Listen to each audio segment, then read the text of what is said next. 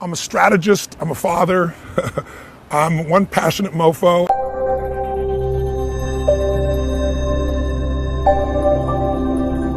So I've had the leaders of countries, presidents of the United States, presidents of the largest companies in the world, billionaire entrepreneurs. And I've had moms and dads and entertainers, Serena Williams in the sports field, Hugh Jackman, Pitbull, Usher, you name it. So the one thing they all have in common, I think, is they're hungry. And I know that sounds simplistic, but I believe that's the single most important element that separates the quality of people's lives.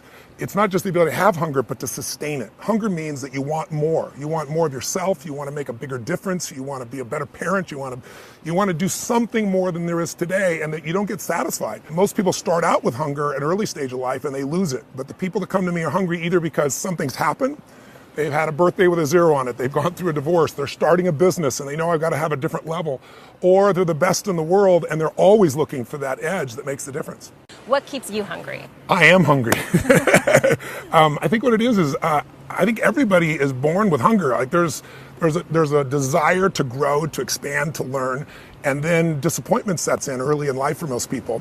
And then we look to blame something outside of ourselves. And there are many events in our lives that can affect us all. We've all had pain and challenges. But I think if you can find within yourself the part of you that wants to constantly give something more than yourself, if you can find a mission larger than yourself, then you're more pulled to do something than trying to push yourself. And pull has much more power than push. I always say motive does matter.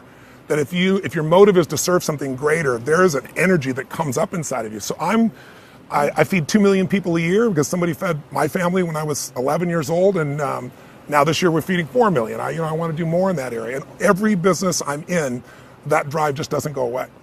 What's interesting, since 2008, you've seen most large enterprise companies have really figured out how to respond to the world economic crisis at that time by cutting.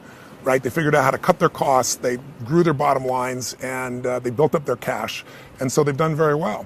But that was 5 years ago, and it's getting hard to keep cutting.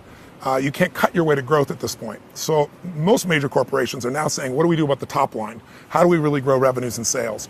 And so I built something called Coaching in the Cloud, which we've done for some of the most successful companies in the world. And what it does is it comes in and it revamps the sales process. You think about it, in the 1990s, you had all these companies that were re-engineering, and they said, look, we're going to go virtual and save the real estate. And all these salespeople are going to just virtualize. There weren't great tools then. There are now, Salesforce.com being one of those, right?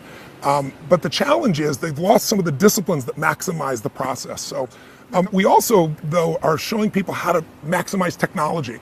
So I have a patent pending process in a company that's working with everybody from General Electric to Reuters. It's called Knowledge Now. And it allows you to take the knowledge you need instead of learning the old style. We got great technology and an old way of learning. You get to learn in the application, like Salesforce.com. While you're there, you're able to get the answers you need when you're working on clients right now. Not go to some class where you're going to forget 90% of it, but do it right now. We found it to be really, really impactful. Well, I believe in rapid change. Technology allows you to create change really rapidly. And I think, social media I've found to be a really useful research tool because we're living in a world where so much information is coming at us all the time that I always say, it's like we're drowning in information, but we're starving for some wisdom. And if you follow people that are really brilliant, it's almost like having an intelligent browser where they can bring you to the very best stuff right away. One of the companies I have came about because I'm always following these people. I was following some 3D printing, and I found out about this young man that when he was 14, he met a girl who had lost her arm and found out they didn't have the money for an articulated arm. They're about $80,000. If you lose both arms, over a lifetime you have to get 3 for each arm. You can only imagine it's out beyond the range of most people. And at 17, he created an artificial arm that does more than the traditional arm, articulates, but it can actually, lift 350 pounds. And it was all driven, but instead of $80,000, he does it with 3D printing, and it costs $250. And I saw the site. He was meeting with President Obama. NASA gave him a scholarship. I reached out to him, and now we formed a company together that's forming. We're building some exoskeletons for people who hopefully will be able to walk, taking those arms and being able to take it to places like Africa, all over the world. With now at this price point, people's lives can change. My companies now together, the companies that I started and the companies I'm partners in, do more than $5 billion in annual sales. If I could have ever dreamed that I have that kind of impact, it would seem ridiculous.